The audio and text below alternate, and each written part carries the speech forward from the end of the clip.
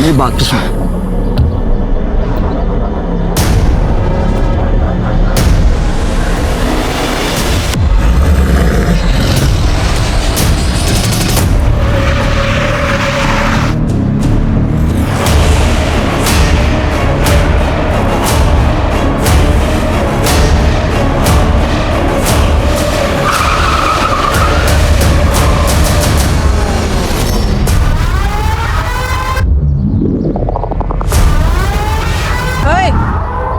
ऐसी हरकत करने की सोचना भी मत, वरना गाड़ी सीधे तेरे ऊपर चढ़ा दूंगी। चल निकल यहाँ से, ये हमारे दोनों के बीच का मामला है।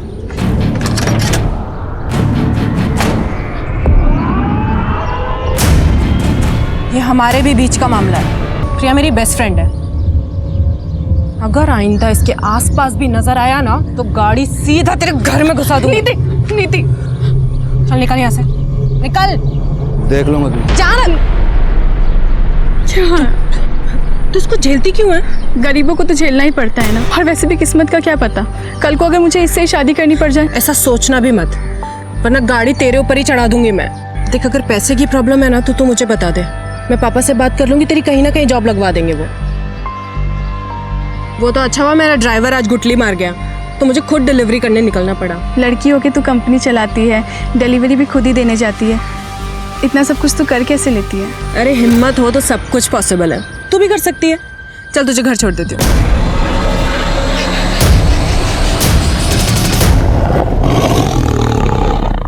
बहुत पुरानी कहावत है, गरीब पैदा होना आपकी गलती नहीं है, लेकिन गरीब मरना आपकी विफलता है। नमस्कार, मैं सोनाली कुलकर्णी आपका स्वागत करती हूँ क्राइम पेट्रोल के इस नए अध्याय में। आजादी के इतने सालों बाद आज भी गरीबी हमारे देश की सबसे बड़ी समस्याओं में से एक है। आज का हमारा एपिसोड भी ऐसे ही एक गरीबी और चाहत से जुड़े गुनाह की एक कहानी है। 21वीं सदी के 2 दशक बीत जाने के बाद आज भी लोग अपनी चाहत को हासिल करने के लिए शॉर्टकट्स ढूंढ रहे हैं। इच्छा रखना और उसे पाने के लिए कोशिश हमेशा करनी चाहिए, लेकिन फर्क तो सिर्फ इस बात का है कि आप किस माइंडसेट के साथ आगे बढ़ रहे हैं। अपने पापा को बुलाइए, मैं लड़कियों से बात नहीं करता, बताऊंगा उन्हें। आप ऐसे पुराने एम्प्लॉय को कंपनी से निकाल नहीं सकती। टेक ओवर के वक्त ये डील हुई थी। डील 3 साल पहले हुई थी हेमंत जी, अब कंपनी मैं संभालती हूँ। अगर कोई ड्राइवर महीने में आधे से ज्यादा दिन काम पर नहीं आएगा तो वो बाहर जाएगा, और अगर आगे से आपने ऐसे किसी इंसान का पक्ष लिया है ना तो आप भी बाहर जाएंगे। बहुत बड़ी गलती की है मेरे पापा ने जो आपको ये बिजनेस बेचा।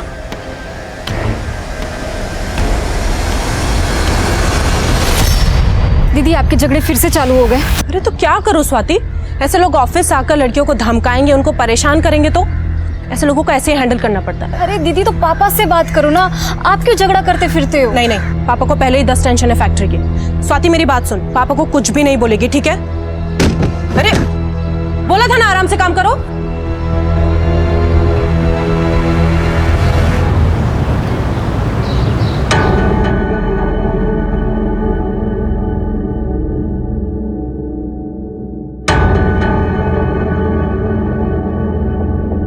नीति, ट्रांसपोर्ट ऑफिस में क्या हुआ है और ये पुराने मालिक का लड़का क्यों आया था? पापा वो ऑफिस आकर अपनी पावर दिखा रहा था तो झाड़ दिया मैंने। बस गार्ड से पिटवाया नहीं? हाँ?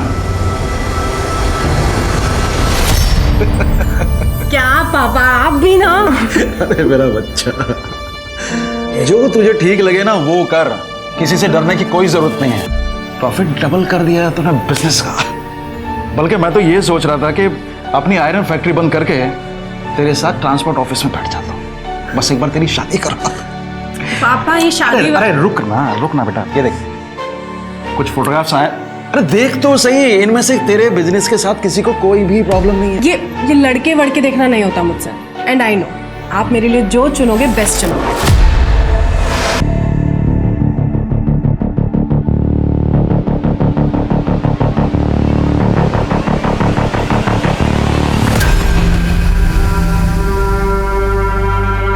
चलती है ना तू मुझसे, मेरे काम से, इसलिए बार बार मेरे काम में टांग अड़ाती है। जलन नहीं, चिंता है आपकी। ठीक है, करो जो आपके मन में है, लड़ो लोगों के साथ, कोई कुछ कर देगा किसी दिन तो। अपना मेकअप का कोर्स करने मुंबई जा, और आइंदा मुझसे बात मत करना।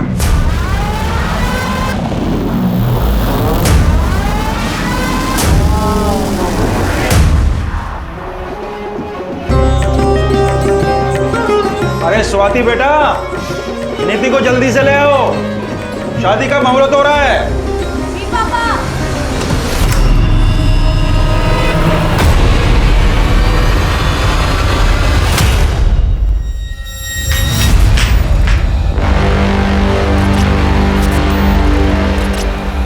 प्रिया, आप दीदी को लेके आएंगे प्लीज? हाँ, मैं अभी लेके आती हूँ। नीति, नीति, अंकल जी। क्या हुआ? स्वाति, अंकल जी, अंकल जी नीति कमरे में नहीं है। कमरे में नहीं है? मैंने बाथरूम में भी चेक किया, वहां पे भी नहीं है। अरे यहीं कहीं इधर उधर घर में होगी, तुम अंदर जाके देखो जल्दी। जाओ। नीति, नीति, नीति, नीति, नीति, नीति। बस कीजिए समझी जी, अब आप बता दीजिए कहाँ भगाया है अपनी बेटी को? क्या बकवास कर रहे हैं आप? मैं क्यों अपनी बेटी को उसी की शादी से भगाऊंगा? मैं सब समझ चुका हूँ कि आप क्या क्या कर सकते हैं। ये सब किया धरा आपका ही है। या तो आप यहीं बता दीजिए, नहीं तो पुलिस पूछेगी आपसे ये सवाल। सर, इतना इंतजाम करके खर्चा करने के बाद अपनी बेटी को उसी की शादी से भगाऊंगा मैं? क्यों?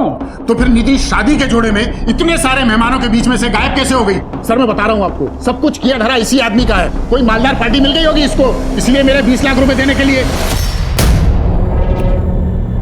क्या 20 लाख क्या? सर वो इसने कहा था कि 20 लाख कैश शादी में देगा। मतलब चीचा को 20 लाख रुपए नहीं मिले इसलिए चीचा रूठ गए।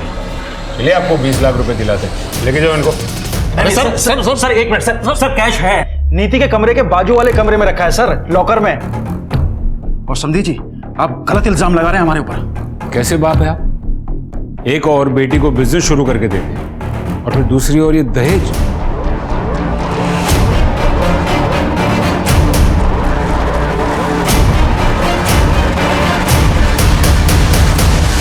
क्या लॉकर खुला है और पैसे गायब हैं? सर मैंने पैसे लॉकर में ही रखे थे सर, मुझे याद। बस कीजिए पापा, पैसों को छोड़िए अभी। दीदी इंपॉर्टेंट है ना अभी।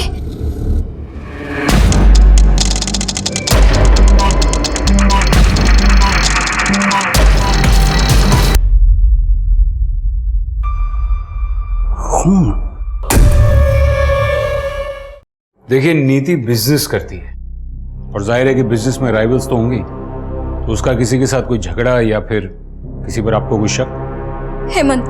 हेमंत हो सकता है, या फिर वो प्रिया का आशिक अभय। अभय और हेमंत वाली बात तो पुरानी हो गई है। तू ब्यूटी पार्लर के कोर्स के लिए मुंबई चली गई थी, तुझे कुछ नहीं पता है। सर वो आए दिन नंदू टेरिस पर आ जाता था। नंदू? जी, नीति के लिए उसका रिश्ता आया था। बताया गया था कि वो डॉक्टर है, लेकिन बाद में पता चला कि वो किसी अस्पताल में छोटी सी जॉब करता है, सिर्फ 30,000 रुपए कमाता है। तो मैंने रिश्ता कैंसिल कर दिया। इसी बात को लेकर पूरी फैमिली झगड़ा करने आती थी, और खास करके वो नंदू। तो क्या करता? नीति के पापा उससे बात तक नहीं करने देते थे, इसीलिए एक दफा बात करने के लिए टेरेस के थ्रू गया था। लेकिन इसका ये मतलब नहीं होता ना कि मैं नीति को उठा कर लेके जाऊंगा। मेरे हॉस्पिटल में मेरे बारे में पूछताछ कर लीजिए। आज तक किसी के घर में डाका डालने की नौबत नहीं आई नंदेश शर्मा की। मैं नीति जितना नीच नहीं हूं सर कि बिजनेस के लिए इस हद तक गिर जाऊंगा। आप किसी से भी पूछ लीजिए, उस रात मैं अपने घर पे था, और ये जो उसकी हरकतें थी ना, ये तो होना ही था उसके साथ। हाँ मैं गया था वहाँ पे। नीति के बगल में ही मेरे चाचा जी रहते हैं, उनकी लड़की का बर्थडे है आज, इसलिए गया था। अरे साहब, कुछ करना होता ना तो 6 महीने पहले कर देता। 6 महीने इंतजार क्यों करूंगा? वैसे भी मेरी और प्रिया की शादी होने वाली है। पर प्रिया तो तुम्हें पसंद ही नहीं करती है ना? साहब, प्रिया तो मुझे हमेशा से पसंद करती थी, और वो नीति है जो उसको मेरे खिलाफ भड़काती रहती है। एक नंबर की चालाक लड़की है।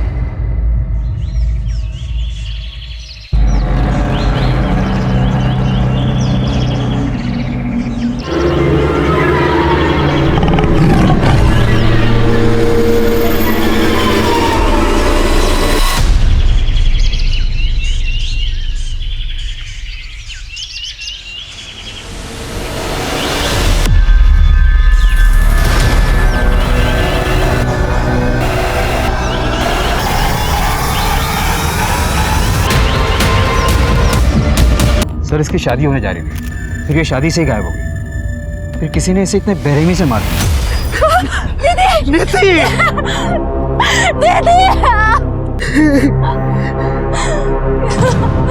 किसने किया? गहने कहाँ गए? सब 14-15 लाख से ऊपर के गहने थे।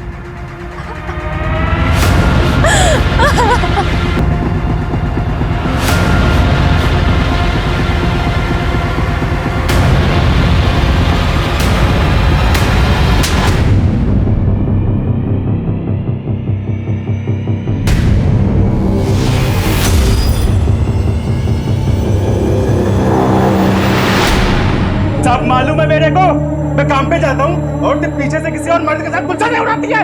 ये गाँव वालों की बातों पे भरोसा कर रहे हो? तुम मुझ पे शक कर रहे हो? मुझे धक्का देती है।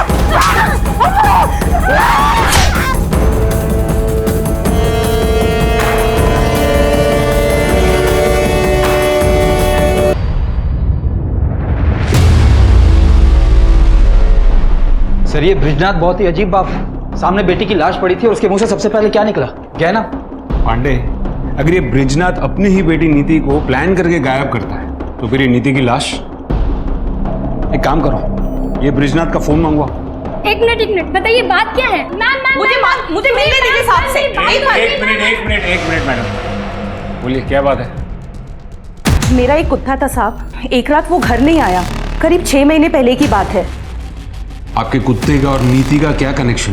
3 दिन तक मैंने उसे पूरे शहर में ढूंढा, पर मिली उसकी लाश ठीक उसी जगह जहां आपको उस दुल्हन की लाश मिली थी, और ठीक उसी तरह चीर-फाड़ करी हुई जैसे उस दुल्हन की थी। मतलब आप ये कहना चाहती कि वो दुल्हन और आपके कुत्ते का कातिल एक ही इंसान है? एक ही है, पर इंसान नहीं, शेर।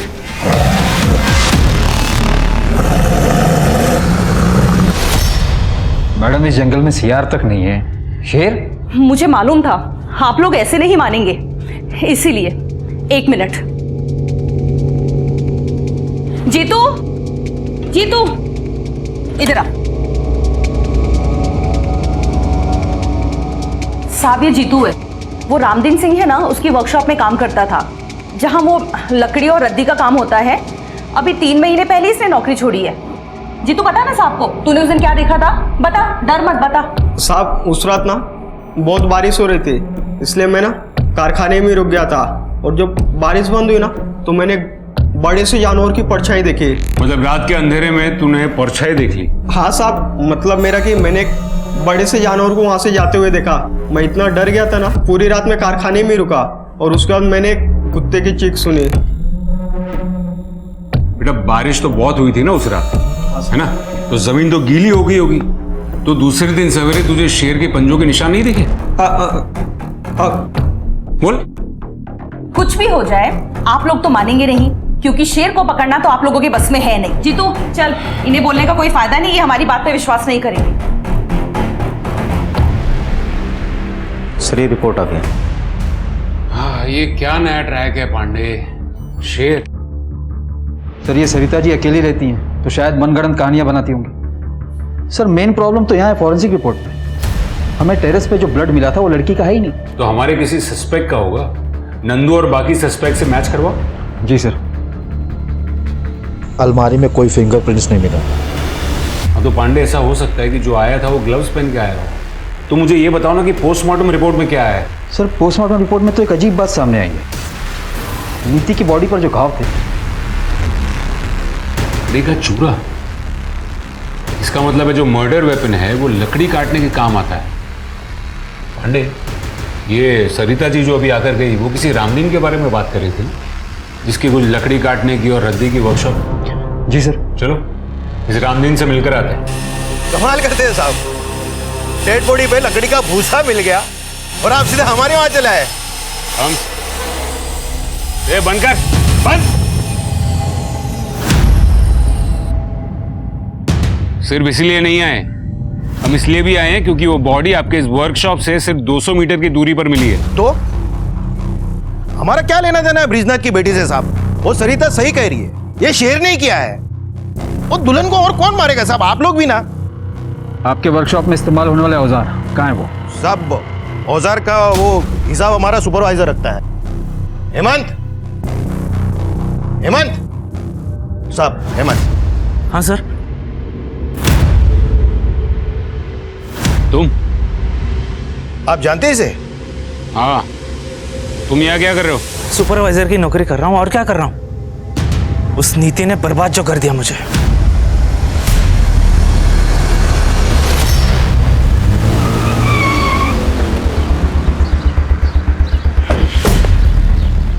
पांडे, ये हेमंत जितना सीधा दिखता है उतना सीधा लगता नहीं है। पर सर हमने पता तो किया था, हेमंत के कॉल रिकॉर्ड के हिसाब से उस रात वो अपने घर पर ही था। और तो और आईपी भी चेक किया उसने, वो उस वक्त ऑनलाइन कुछ वीडियोस देख रहा था।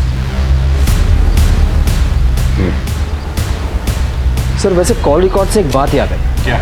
जब मैं कॉल रिकॉर्ड चेक कर रहा था तो उसमें से मुझे एक सर, मेरी बहन नीति के कातिल का कुछ पता चला क्या? ऐसे कैसे कोई घर में घुसकर दीदी को गायब कर सकता है? आप तसल्ली रखिए, हम इन्वेस्टिगेशन कर रहे हैं। ऐसे कैसे तसल्ली रखूं? एक छोटा सा झगड़ा क्या हो गया? दीदी ने मुझसे बात ही करनी बंद कर दी थी, इसलिए मुझे कुछ पता ही नहीं चला कि यहाँ पे क्या हो रहा है। आप प्लीज हमें बताइए कि पिछले 1-1.5 महीने से नीति का फोन इनएक्टिव क्यों था? इनएक्टिव? सर ऐसे कैसे हो सकता है?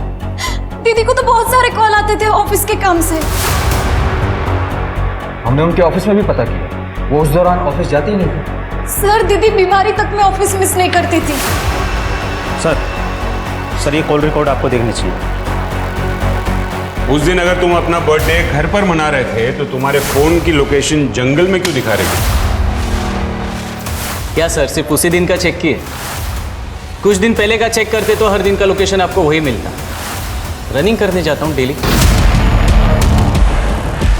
पिछले 2 सालों में 5 मैराथन भाग चुका हूँ मैं।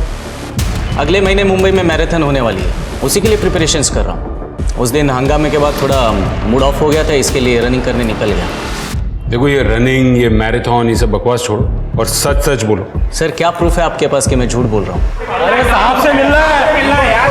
अरे रुको साहब, इस शहर में शेर घूम रहा है, हमें खबर मिली है। आप क्या कर रहे हैं साहब? क्या आप इंतजार कर रहे हैं कि हमें और हमारे बच्चे को खा जाए साहब? देखिए ये एक अफवाह है, जंगल में कोई शेर नहीं है। लेकिन सरिता जी अपने लोकल न्यूज़ चैनल पे बता रही है साहब कि शेर है। मैंने खुद सुनी थी शेर की दहाड़ उस दिन लकड़ी की वर्कशॉप के पास, पर पुलिस तो कभी ये मानेगी नहीं। सर अगर सच में ही शेर हुआ तो?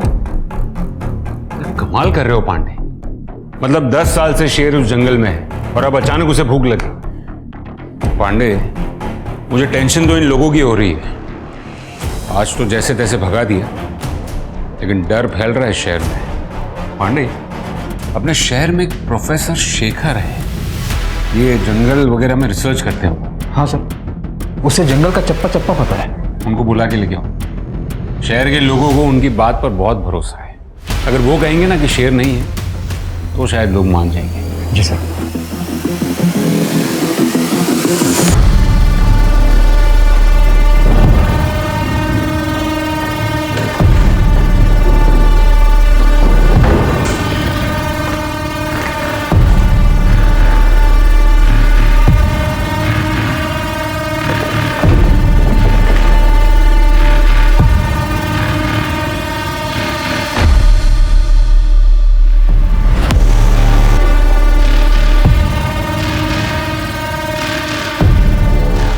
मेहनत से बिजनेस सेटल किया है। घर के काम नहीं कर पाऊंगी, ऑफिस जाना पड़ता है रोज। घर के काम के लिए तो काम वाली बाई आ जाएगी। बिजनेस आपका पैशन है, वो ज्यादा इंपॉर्टेंट है। ये सब बातें आप सिर्फ मुझे इम्प्रेस करने के लिए तो नहीं कह रहे? वो जानने के लिए तो आपको शादी करनी पड़ेगी।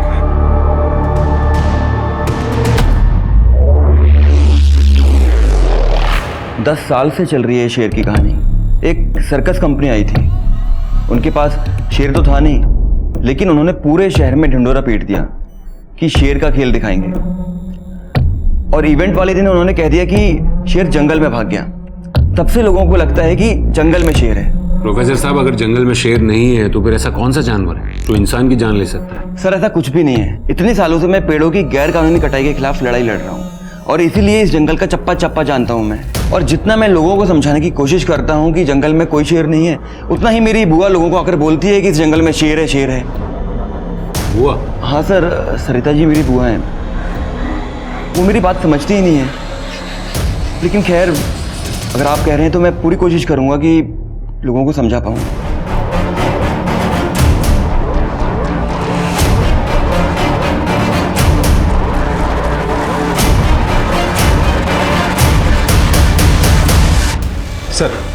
सर ये ब्रिजनाथ सीधा आदमी नहीं, ये तो लगा था, पर इतना घटिया आदमी होगा ये नहीं सोचा था।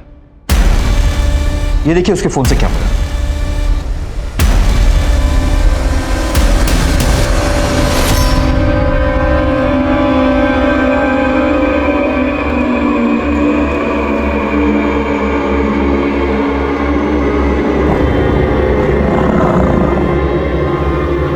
कौन है?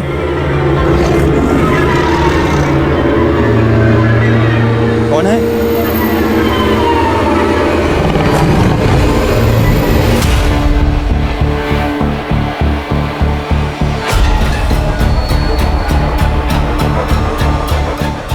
सर मैं क्यों अपनी बेटी की ऐसी फोटोग्राफ्स लूंगा?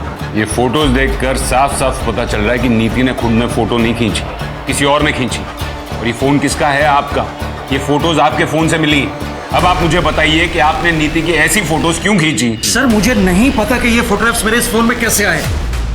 और सर आप मेरी बेटी के कातिल को और उस आदमी को क्यों नहीं ढूंढ रहे हैं जिसने मेरे सारे पैसे और मेरे सारे गहने चुराए हैं? कौन है? अरे कौन है वहां? फिर से आ गए ना तुम लोग यहाँ पेड़ काटने के लिए?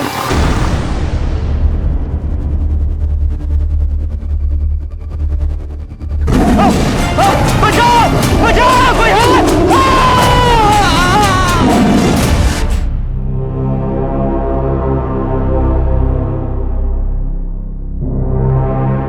ऐसे क्या देख रही है?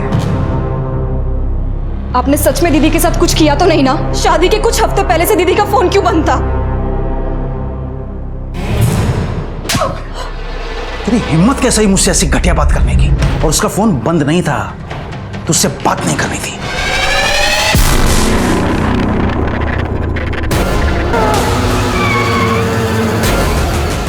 पांडे, ये ब्रिजनाथ के बारे में A to Z सब पता करो, पूरी कुंडली निकालो उसकी। जी सर।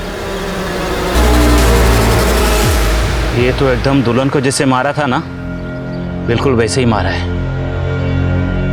ये शेर का ही काम लग रहा है भाई। जंगल में पेड़ों की बेहिसाब कटाई और नेचर के साथ होती छेड़खानी के कारण आजकल जंगली जानवरों का इंसानों पर हमला करना आम बात है। कुछ ऐसा ही यहाँ भी हो रहा था। गांव के लोगों ने तो इस बात को मान लिया था कि इन सब हत्याओं के पीछे शेर है, लेकिन पुलिस अब भी इस बात को मानने के लिए राजी नहीं थी। क्या सच में ऐसा हो सकता है कि जिस खूनी को पुलिस ढूंढ रही थी वो एक इंसान नहीं बल्कि एक आदमखोर शेर है? हाँ ना?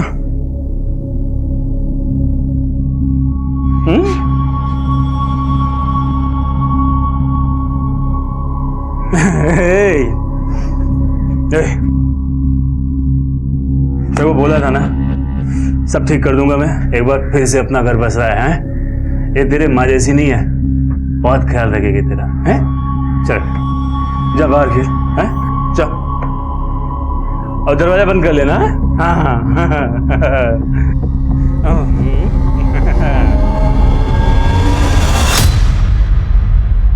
सर बॉडी की कंडीशन देख के तो लग रहा है कि यह किसी जंगली जानवर का काम है। देखिए डॉक्टर, मुझे आपसे ये शेर वाली कहानी नहीं सुननी। मुझे ये बताइए, अगर किसी इंसान ने मारा हो तो कैसे मारा होगा? तो सर उसके लिए दो हथियारों का इस्तेमाल एक ही साथ हुआ है, एक कुछ हथौड़ी जैसा और दूसरा धारदार औजार। ठीक है सर दुल्हन की बॉडी पर से जेवर गायब थे। अब ये काम शेर का तो नहीं हो सकता ना? फिर कोई आदमी उसे क्यों मारेगा? सर कहीं सच में कोई शेर तो नहीं जो जंगल से नदी पार करके इस तरफ आया हो? पांडे, नदी के पार जंगल नहीं गांव है, और फोकस शेर पे नहीं इस पे करो। 3 साल पहले शेखर ने रामदीन के खिलाफ इलीगल पेड़ की कटिंग को लेकर कंप्लेंट दर्ज की थी। मतलब रामदीन के पास शेखर को मारने का मोटिव था, लेकिन उसने अपने वर्कशॉप के पास ही क्यों मारा? सवाल ये नहीं है पांडे, सवाल ये है कि रामदीन ने शेखर को मारने में 3 साल क्यों लगा दिए? या फिर ऐसा हो सकता है कि नीति और शेखर ने रामदीन को एक साथ देख लिया हो पेड़ काटते हुए। सर इस रामदीन को उठा लो। नहीं अभी नहीं, फिलहाल उसके खिलाफ सबूत इकट्ठा करने होंगे। एक काम करो, रामदीन की पास्ट और प्रेजेंट की पूरी हिस्ट्री निकालो और देखो कोई ऐसा मिलता हो जिसे वर्कशॉप के अंदर की सारी डिटेल्स पता हो। सर वो जीतू था ना जो रामदीन की वर्कशॉप में काम करता था। मैं कह रहा था मैं नहीं आ पाऊंगा इस बार त्योहार पर। यहाँ पे एक अजीब सा मर्डर का केस आया है। पर भैया देखो ना, कुछ हो सकता हो तो। नहीं हो पाएगा। एक दुल्हन का मर्डर हुआ है ना, वो भी बड़ी अजीब तरीके से, पूरा चीर फाड़ दिया उसको। एक दुल्हन के मर्डर का केस हमारे थाने में भी आया था कुछ 1 साल पहले। सेम वैसे तरीके से उसे भी चीर फाड़ दिया गया था और आज तक ये केस सॉल्व नहीं हो पाया। शेर की बात ही हो रही। सर मेरा भाई श्याम मेरे गांव पालिका एक कांस्टेबल है। तो सर उसके थाने में भी सेम केस आया था जो अभी तक सॉल्व नहीं हुआ है। सर शेर का तो पता नहीं, लेकिन मर्डर जो है लगभग सेम तरीके से ही हुआ है। और सर जिसका मर्डर हुआ था ना, वो एक दुल्हन ही थी। कब हुआ था ये? और उस केस की और कोई डिटेल्स हैं? सर करीब 1 साल पहले की बात होगी, लेकिन सर दुल्हन की आइडेंटिटी अभी क्लियर नहीं हुई है। ठीक है, वहाँ के ऑफिसर से बात करवाओ। जी सर। साहब वो ब्रिज जी के यहाँ पे ज़्यादा पैसे मिले थे मुझे, इसलिए मैं वर्कशॉप पे नौकरी छोड़ दी थी। और वहाँ पे शेर का भी तो खतरा था ना साहब। मेरे सामने शेर की बात मत करना, समझा? अच्छा मुझे बता कि तेरे वर्कशॉप पे कोई अक्सर रामदीन को मिलने आता था क्या? हाँ, हफ्ते में 1 दिन उनसे कोई तो मिलने आता था। उस दिन सबके जाने के बाद साहब वर्कशॉप में अकेले रुकते थे। साहब उस दिन मैं अपना झोला भूल गया था, इसलिए वापस लेने गया था। क्या कर रहे तू इधर? मेरी छुट्टी हो गई ना? साहब मेरा झोला भूल गया था मैं यहाँ पे। हो गया ना? चल निकल। हाँ गया वो, आ जाओ। कौन था वो? साहब मैं ज्यादा कुछ नहीं देख पाया था, रामदीन जी ने मुझे भगा दिया था वहां से। सर एक मिनट। सर ब्रिजनाथ के मोबाइल में जो फोटो मिले थे उन्हें इनलार्ज करवाया। सर ये फोटो में देखिए किसी का रिफ्लेक्शन दिख रहा है, नीति की फोटो खींचते हुए। ये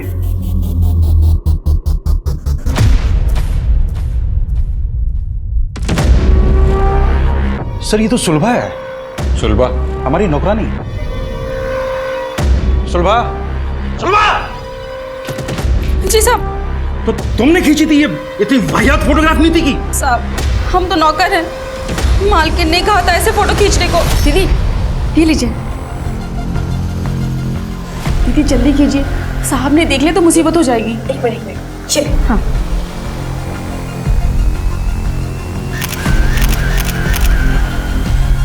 पर दीदी के पास खुद का अपना फोन था, तो पापा के फोन से क्यों खिंचवाएंगी? मालिक ने 1.5 महीने पहले फोन छीन लिया था। छीन लिया था? ये घर में क्या चल रहा था पापा? कुछ नहीं चल रहा था। मैं आपकी थोड़ी मदद कर देता हूँ। यहाँ आने से पहले हमने आपके सारे अकाउंट्स चेक किए। पिछले कुछ महीनों में क्रेडिट कार्ड से काफी शॉपिंग की है आपने। Fridge, TV, washing machine. अरे पर किसके लिए? घर में ऐसा कुछ नया तो आया नहीं है। आपके घर के लिए नहीं, इन सारी चीजों की डिलीवरी प्रिया के घर पे हुई थी। प्रिया नीति की दोस्त। अब आप कुछ बताएंगे या फिर बाकी की कहानी मैं प्रिया से पूछ लूं?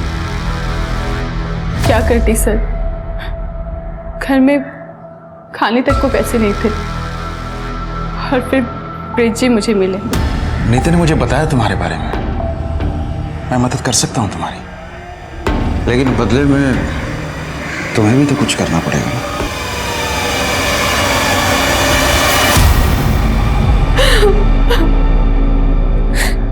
मेरे पास और कोई रास्ता नहीं था सर। और नीति को ये बात कब पता चली?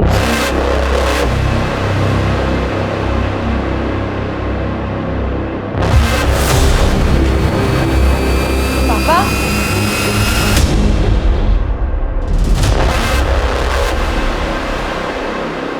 और जब नीति ने आपकी इस हरकत का विरोध किया तो आपने उससे उसका फोन छीन लिया, उसका ऑफिस जाना छुड़वा दिया। वो अपने बाप से बदतमीजी कैसे कर सकती थी? और बच्चों को संस्कार सिखाने के लिए ना ऐसे कदम उठाने पड़ते हैं। संस्कार नहीं, डर। इस बात का डर कि कहीं आपकी काली करतूत जमाने के सामने ना आ जाए। और आपको लगा होगा कि शादी के बाद तो आप नीति जैसी कॉन्फिडेंट लड़की को रोक नहीं पाओगे। तो पापा आपने दीदी को इसलिए शादी वाले दिन भी आप सब प्रिपरेशन छोड़ के आधे घंटे के लिए कहीं चले गए थे और आप ही आपने दीदी को बुलाने के लिए कहा था। फूल लाने के लिए गया था, पंडित जी ने अचानक से फूल लाने के लिए बोल दिया था। तो आपने अपनी प्रिया को कहा होगा कुछ करने के लिए। नहीं, ब्रिजी ने मुझे कुछ नहीं कहा था। नीति ही मुझसे नफरत करने लगी थी। कई बार तो उसने मुझे थप्पड़ भी मारा था, लेकिन मैंने उसे कुछ भी नहीं कहा और कहती थी कि इस मुंह से मुझसे ये सब कुछ और झेला नहीं जा रहा था, इसलिए मैंने अभय से शादी करने के लिए हाँ कह दिया। सर, वो गांव से ऑफिसर का फोन। हाँ जी, मुझे वो दुल्हन वाले मर्डर केस की डिटेल्स चाहिए थी। हाँ सर, एक फ़ोन मिला था उसके पास से, लेकिन वो बहुत ही डैमेज था और लॉक भी था। बहुत टाइम लग गया उसको ठीक करने में और अनलॉक करने में। अब करीब 1 साल के बाद अनलॉक हुआ तो पता चला कि वो यहीं गांव के पास ही रहती थी। दुल्हन की फैमिली का कहना था कि उस लड़की का किसी के साथ चक्कर चल रहा था, लेकिन किसके साथ वो हमें पता नहीं। Thank you very much. और कोई डिटेल्स मिले तो हमारे साथ शेयर कीजिएगा। Okay sir. मेरा पूरा परिवार बिखर गया। सर, प्लीज बता दीजिए कौन है मेरी दीदी का कातिल। पापा? देखिए, हमने पता लगाया आपके पिताजी वाकई में फूल लेने गए थे, तो फिर और कौन रह जाता है? नीति का बॉयफ्रेंड। बॉयफ्रेंड? नहीं सर, ये हो ही नहीं सकता। दीदी का फोकस सिर्फ बिजनेस पे ही था और दीदी तो ये शादी से भी बहुत खुश थी। तो फिर एक जवान लड़की ऐसे फोटोज किसके लिए क्लिक करेगी? हमने फोन भी चेक किया, हमें कोई नंबर नहीं मिला। शायद वो इंटरनेट कॉलिंग से बात किया करती थी। और इस केस में ये पॉसिबल है कि घर से चोरी नीति ने या फिर नीति और उसके बॉयफ्रेंड ने मिलकर की थी। पैसे दीदी ने नहीं चुराए थे, मैंने चुराए थे। मुझे अपना ब्यूटी पार्लर खोलने के लिए पैसे चाहिए थे और पापा को मुझ पे भरोसा ही नहीं था और दीदी मुझसे बात ही नहीं कर रही थी।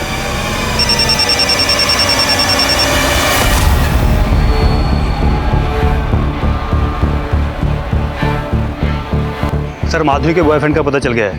अच्छा? लेकिन वो भी मर चुका है। गांव के करीब 70 किलोमीटर दूर उसकी बॉडी मिली थी। उसका खून भी करीब उसी टाइम पे हुआ है जब माधुरी का खून हुआ था। खूनी ने दोनों को किसी तेजदार हथियार से चीर फाड़ दिया है। कमाल है, 3 खून और वो भी एक ही तरीके से। कोई सरफिरा खूनी घूम रहा है शहर में।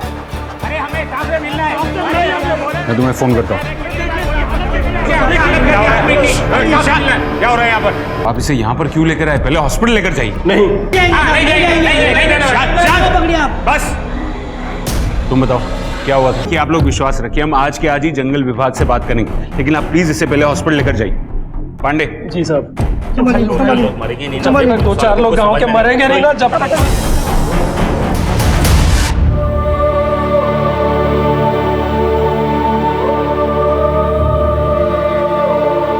दीदी मुझसे बात नहीं कर रही थी तो मैंने क्यों कोशिश नहीं की उनसे बात करने की। दीदी इतनी मुसीबत में थी, उनको मेरे साथ की जरूरत थी और मैं इतनी सेल्फिश हूं कि सिर्फ अपने सपनों के पीछे दौड़ती रही। अगर मैं दीदी के साथ होती तो आज दीदी मेरे साथ मेरे रहते हुए घर मर्द को देखती तू? छोड़ मुझे, तू क्या खरीद के लाया है मुझे? सबको बता दूंगी कि तूने अपनी पहली बीवी को कैसे मारा है। पूरी दुनिया को बताएगी?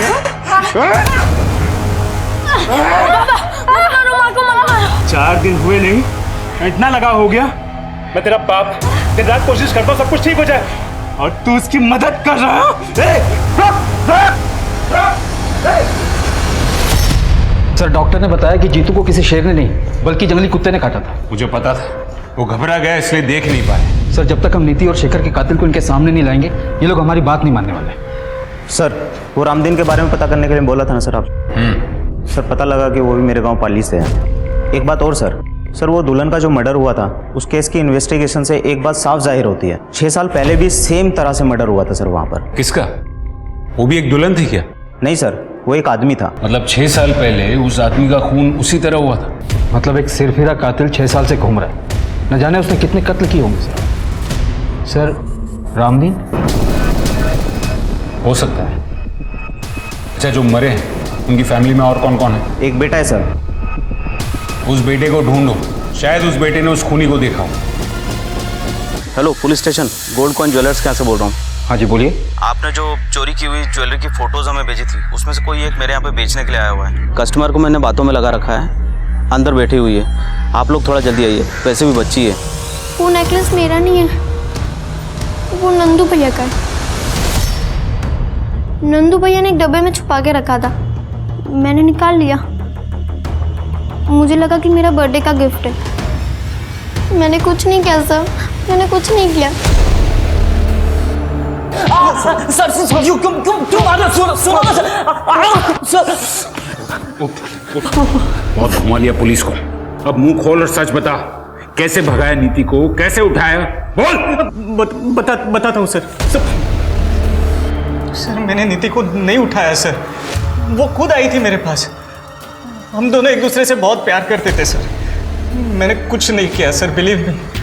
लेकिन जब उसके पापा ने मेरा और नीति का रिश्ता तोड़ दिया तो मैंने तो उम्मीद ही छोड़ दी थी। लेकिन एक दिन खुद नीति ने मुझे फ़ोन किया था, ये कुछ 3-4 महीने पहले, और उसी के बाद हम लोग छुप छुप कर मिलने लगे थे सर। और वो खुद अपने फोटो तुझे भेजती थी?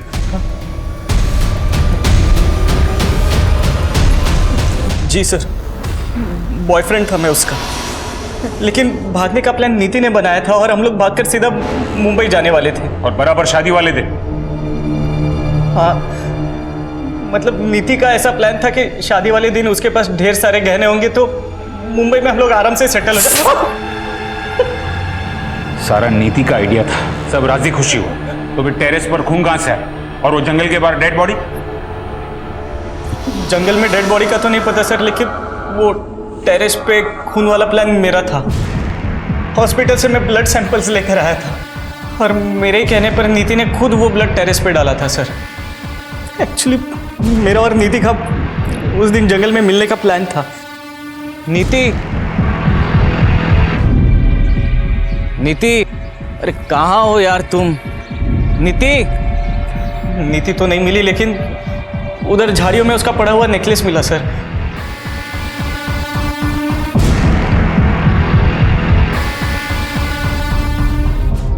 मेरा विश्वास कीजिए सर, उस दिन जंगल में क्या हुआ मुझे कुछ नहीं पता सर। उस दिन जंगल के आसपास तू अकेला ही था और कोई नहीं था। तुमने जरूर किसी को देखा होगा। नहीं सर, मैं अकेला नहीं था, मतलब और भी कोई था वहां पर। दूर से उसकी शक्ल देख तो नहीं पाया, लेकिन हाँ, वो लंगड़ा कर चल रहा था। शायद उसके पैर में कोई तकलीफ थी और वो रामदीन की वर्कशॉप की ओर जा रहा था सर। सर, रामदीन के वर्कशॉप में कौन कितने बजे आता जाता है ये सुपरवाइजर हेमंत को जरूर पता हो। अच्छा, वो जिसके पाँव में दिक्कत है सर, वो तो टेम्पररी ड्राइवर था जिसे कुछ सामान लाने के लिए भेजा था। क्या नाम है उस ड्राइवर का? सर सुखबीर, जिसे उस नीति ने काम से निकाला था। मैंने कुछ नहीं किया सर, वो तो मेरी किस्मत ही खराब जो उस वक्त मैं फैक्ट्री गया था कुछ काम से।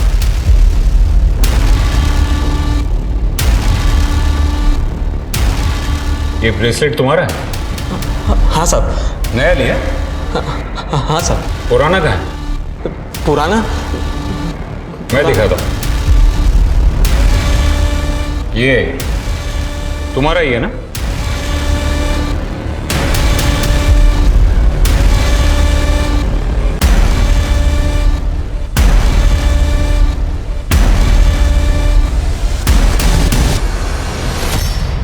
हाँ साहब, मेरा ही है। वो पुराना ढीला हो गया था ना, तो गिर गया होगा शायद। अच्छा, और वो भी वहीं पर गिरा जहां पर नीति की लाश मिली थी? भगवान की कसम साहब, उस वक्त कोई बॉडी नहीं थी वहां पे। हम गरीब छोटे लोग हैं ना साहब, इसलिए सब हमें ही परेशान करते। वहां बड़े लोग क्या नहीं करते, कोई कुछ नहीं बोलता उनको। वो रामदीन सिंह। हाँ गया वो, आ जाओ। वो औरत, उसको देखा मैंने उसके साथ, वो शेर करते फिरती है ना शहर में, वही औरत। सरिता? हाँ हाँ, वही सरिता। मतलब सरिता और रामदीन? मतलब पेड़ों की कटाई नहीं, आप दोनों के बीच जो रिश्ता है वो छुपाने की कोशिश कर रहे थे। नीति और शेखर ने आपको सरिता जी के साथ देख लिया था उससे, इसलिए आपने उन दोनों को। सर, लेकिन एक बात समझ में नहीं आई, दूसरे शहर जाकर उस दुल्हन को और उसके बॉयफ्रेंड को क्यों मारा आपने? अरे साहब ये क्या कह रहे हैं आप सर, हमने किसी को भी नहीं मारा है साहब। जब तक सब कुछ सच सच नहीं बता देते तब तक यहां से बाहर जाने नहीं दूंगा मैं।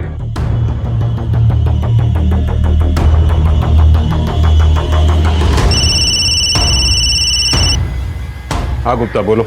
सर उस बच्चे का पता किया है हमने यहाँ से। सर उसके हिसाब से वो बच्चा करीबन 1 साल पहले इसी कंस्ट्रक्शन साइट पे काम कर रहा था, लेकिन अभी वो यहाँ काम नहीं कर रहा है। लेकिन सर एक बात और पता चली है, वो दुल्हन माधुरी जिसका मर्डर हुआ था वो यहीं आसपास किसी स्कूल में काम करती थी, और सर उस बच्चे का घर भी इसी स्कूल के आसपास ही है। तो क्या इस माधुरी का उस बच्चे के साथ कोई कनेक्शन या फिर उसके बाप के साथ कोई कनेक्शन? सर इतना तो नहीं पता, पर यहाँ पे एक गार्ड है, उसने बताया कि वो उस बच्चे को जानता था जब वो बच्चा यहाँ काम किया करता था। गुप्ता मैं एक काम करता हूँ, यहाँ डिस्ट्रिक्ट से एक स्केच आर्टिस्ट भिजवा रहा हूँ, उसका स्केच निकलवाओ। Right sir.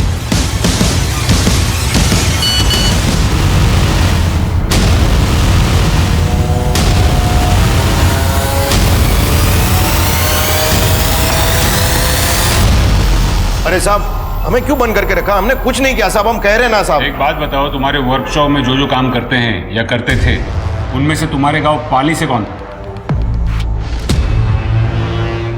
यही है वो? हाँ सर यही है वो।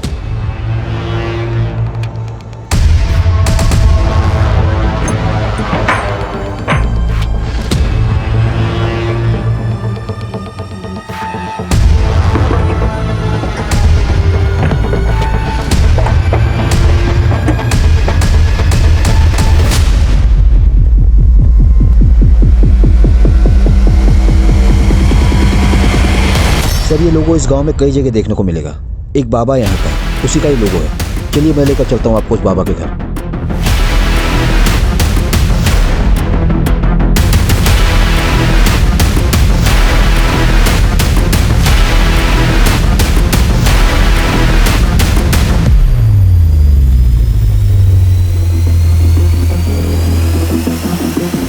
तुझे रामदीन ने इसीलिए काम पे रखा था ना, क्योंकि तू उसके गांव से है? हाँ रखा था तो साहब। और तुझे नौकरी सिर्फ इसीलिए करनी थी ना कि एक अच्छी सी लड़की से शादी करनी थी? साहब शादी करके घर तो बसाने हैं ना हमें भी। वाह ये कमाल है, लोग शादी करने के लिए मैरिज ब्यूरो में नाम लिखवाते हैं, पेपर में ऐड देते हैं, और तू मर्डर करता है। क्या साहब ये क्या बोल रहे हो आप? ये मैं नहीं बोल रहा हूँ, तेरा वो जंगल वाला बाबा बोल रहा है। थोड़ी जेल की हवा लगी, 2 डंडे पड़े तो मुंह खुल गया उसका। साहब मैं शादी करके ना सिर्फ घर बसाने वाला था। वो माधुरी थी ना, उससे बहुत प्यार करता था मैं, लेकिन उसने क्या किया, घर से भागने के लिए मेरा ही इस्तेमाल किया। किसके लिए? उस फालतू लड़के के लिए। हाँ मैं घर से जल्दी निकलकर जंगल में तुम्हारा वेट करूंगी। हाँ तुम लेकिन लेट मत होना। हाँ सारे गहने लेकर आ रही हूँ, पहने हैं मैंने, तुम जल्दी आना बस।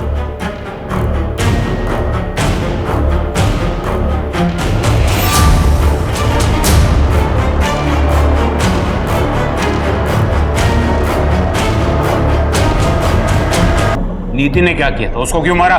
बाबा ने कहा बलि दो सफलता मिलेगी। फिर बाबा ने मुझे बताया कुछ पाने के लिए बलिदान देना पड़ता है, बलि देनी पड़ती है। एक जानवर एक लड़की को मारकर तुझे सफलता मिलती, और शेखर उसकी बलि क्यों दी?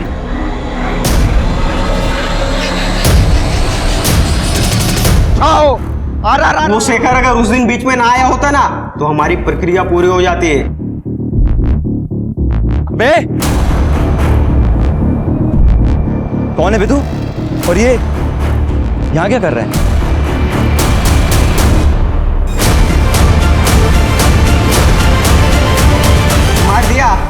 मार दिया उसको भी। और तेरे माँ बाप, उनको क्यों मारा?